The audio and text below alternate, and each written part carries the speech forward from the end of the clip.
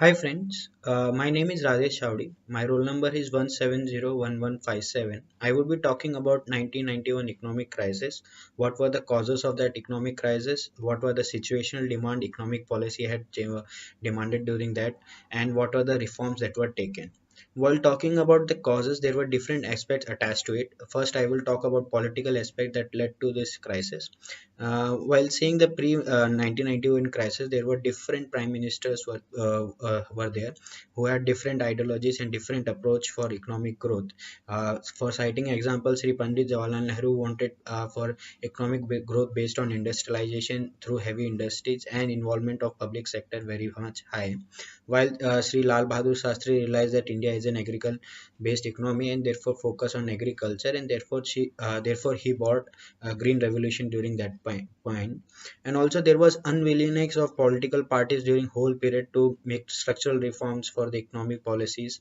And uh, and we can also see there were different opinions prevailing. Citing example during 1977 elections, when Moraji Desai came into power, people were thinking that he's a pro-business and market-friendly person. He will implement more liberalized rules and all. But due to political opposition, he could not implement them. Similarly, Dagli Committee recommendations for the control license and system that were placed also could not be implemented because of political opposition. And also corrective action during 1989 that were required to avoid this 1991 economic crisis was delayed because of dynamic changes in the political structure. At that time there were two different governments came in too soon and could not make changes as they didn't get time. uh, Now talking about economic policies that were during pre 1991 crisis, where there was uncritical acceptance of the strategy of economic growth through industrialization, and active participation should be played by public sector. For in reality, faster growth rate of an economic is achieved by capital goods, and India was not producing capital goods. So heavy import licensing and control didn't allow importers to bring capital goods, and therefore it was not helping industries to grow at a faster rate. Therefore there was a need to favor imports, and through that only exports could be achieved.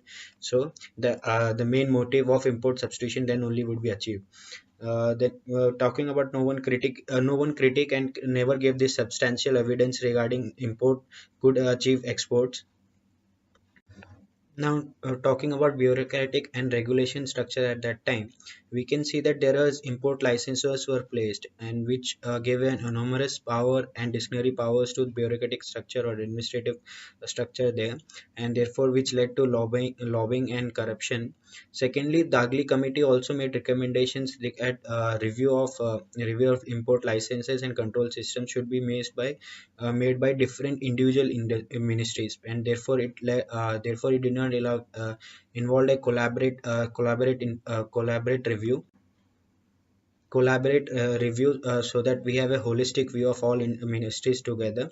Then establishment of MRTB labor, bias against private sector, industries licensing, labor law. These were the policies which were hampering economic growth and leading to heavy imports of non-capital goods and consumer goods, which was main reasons on VOP pressure.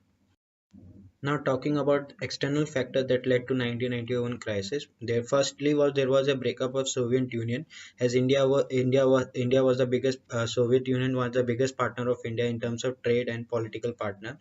And during this crisis, Russia also faced economic crisis. Therefore, India faced certain uncertainties regarding that.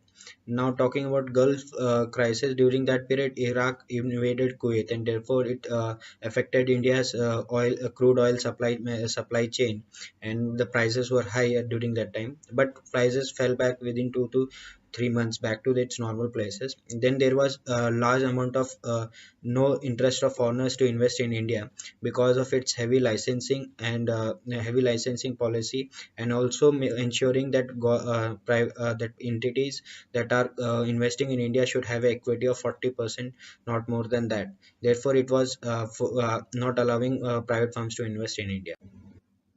During 1991 crisis, total debt of India, that is 38.7% of GDP, was total external debt, and debt to service ratio was 35.3% of GDP.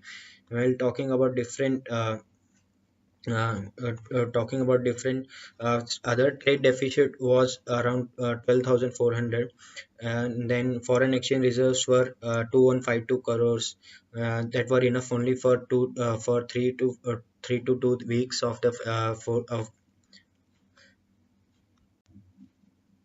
now talking about what actually was needed to be done in 1991 crisis, that there should be a broader approach. India should go for a liberalization at a good pace, and it should be well conceived, not an just as a situation demanded go for liberalization. It should be well conceived. When talking about macroeconomic balances, there should be a cut in the different physical spending, like reduced defense and subsidies budget, and also there was ministries were too much overstaffed during that period, so it was desired to undercut that also. Mm. As public sector is one of the important sectors and it needs to be a stronger for a country, therefore to make it stronger there need to be a change in approach. Public sector should be allowed to compete with along with private sectors, so that it gains competitive advantage and builds productivity on the basis of efficiency. Then the industrial licensing should be released, and more in private firms should be allowed in different sectors of the economy. Large amount of FDI should be allowed in different sectors. And contradict a point of view to MRTP Act is that monopoly can be prevented much more by operating an open market and competitive market, therefore allowing different firms to compete in open market. And world markets are dominated by the major large companies, so therefore there is a need of new large companies from India that could compete at the world level.